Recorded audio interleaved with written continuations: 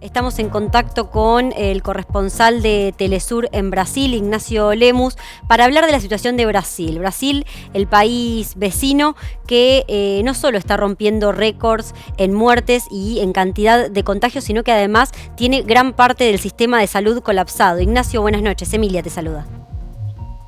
Saludos, Emilia, buenas noches. Sí, como bien decías, Brasil se encuentra en una situación en estos momentos de colapso hospitalario sin precedentes. En estos momentos tenemos de los 25 estados, de los 27 estados brasileños, 25 con ocupación de camas de terapia intensiva por encima del 80%, 18 de ellos por encima del 90%, y ya hay algunos estados que presentan una situación por encima del 100%. Prácticamente han superado ya una situación de colapso sanitario, y eso también se representa en las muertes. Justamente en la jornada de hoy nos estamos comunicando desde un país que ha alcanzado los 300.000 muertos por COVID-19 desde el inicio de la pandemia, y que justamente esta semana ha registrado un récord solamente en el estado de Sao Paulo, donde me encuentro yo, con 1.000 muertes en 24 horas durante la jornada de ayer, y en Brasil más de 3.000 muertes por COVID-19 durante la jornada de ayer también. Ignacio, preguntarte, porque hemos visto imágenes del tremendo sistema de vacunación que se viene desarrollando en países de Latinoamérica, pero que también viene sucediendo en Brasil. ¿Cuál es el porcentaje al día de hoy de vacunados en toda la población brasilera?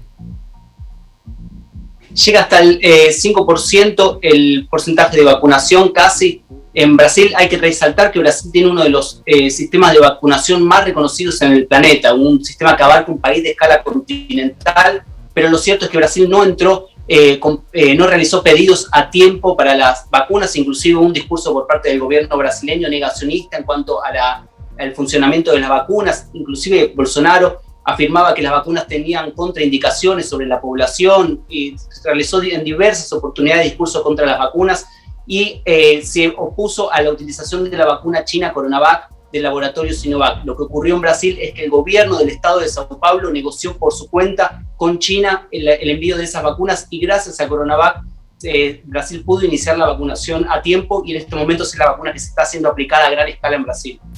Recién, Ignacio, hablabas del presidente Bolsonaro que en estos últimos días prometió vacunar a toda la población. ¿Cuál es el criterio que se está llevando a cabo para empezar a vacunar, ¿no? En este caso, en tu lugar, en San Pablo. Sí, en principio se ha empezado por las personas mayores de edad. Hubo exigencias por parte de la Corte Suprema que le exigió al gobierno de Bolsonaro que contemple a la población indígena en Brasil como un grupo prioritario en la vacunación, también a los quilombolas, que son las personas afrodescendientes que escaparon de sus esclavizadores y que conformaron comunidades en Brasil. Y en estos momentos, justamente durante la jornada de hoy, el gobierno del estado de Sao Paulo anunció que va a vacunar a los profesores y también a los policías. También a los profesionales de salud estuvieron contemplados al inicio ya de la vacunación, fueron los primeros en ser vacunados junto con las personas mayores de 90 años. Ese es el contexto. Lo que ocurre es que hay divergencias en cuanto a la vacunación entre los estados y el gobierno federal. Lo cierto es que hasta el momento Brasil avanza en la vacunación. El problema es que la pandemia, por otra parte, avanza con una rapidez muy grande, y no está dando cuenta el país de la tragedia sanitaria que vive a partir de la vacunación. Lo cierto es que en este momento la única salida que presentan los gobernadores de los estados es un lockdown, un cierre a la circulación de las personas, porque con la vacunación no es suficiente para contemplar la urgencia que vive Brasil en cuanto a la pandemia. Ignacio, también preguntarte por qué la Organización Panamericana de la Salud calificó de terrible la situación sanitaria en Brasil.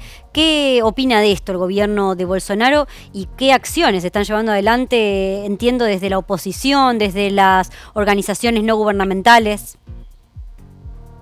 Esta semana justamente Bolsonaro ironizó sobre todas las críticas que venía recibiendo durante la pandemia. Dijo que pareciera que solamente en Brasil muere gente. Lo cierto es que Brasil tiene menos del 3% de la población mundial y es responsable por el 11% de todas las muertes que ha sufrido el planeta por coronavirus. En ese sentido, por un lado hay responsabilidad de Brasil, pero por otro lado la alta circulación del virus ha llevado a el surgimiento de nuevas variantes más contagiosas que se están expandiendo no solamente por los estados brasileños, sino por los países fronterizos.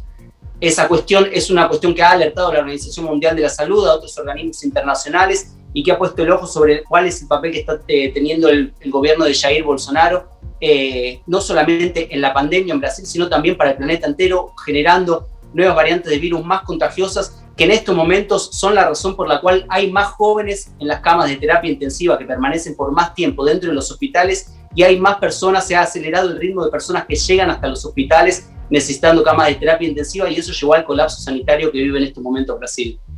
Ignacio, te hago la última consulta, no queremos demorarte más tiempo. Venezuela fue uno de los países, estamos en conocimiento de ello, que brindó asistencia, ofreció en realidad asistencia, y Bolsonaro rechazó esta asistencia. Hay otros países que también ofrecieron la misma ayuda. Bolsonaro se estima que piensa rechazar todas las asistencias que les ofrezcan distintos países vecinos. Hasta el momento Venezuela ha sido el único país que prestó ayuda con oxígeno a Brasil. Lo ha hecho hacia el estado de Roraima, que es fronterizo con Venezuela, también Amazonas, y ahora hay un nuevo ofrecimiento de oxígeno para el estado de Amapá, que se encuentra en la región norte de Brasil. El gobierno de Bolsonaro había pedido oxígeno a los Estados Unidos y fue negado, y justamente se encontraba en la transición entre la salida de Trump y la llegada de Joe Biden. En ese sentido, no hubo soluciones por parte de los Estados Unidos. Ahora hay nuevos pedidos por parte del gobierno de Bolsonaro. Inclusive hay sectores de la oposición que han llevado a cabo tareas para, por un lado, traer oxígeno a Brasil y también para tener apoyo en cuanto al oxígeno.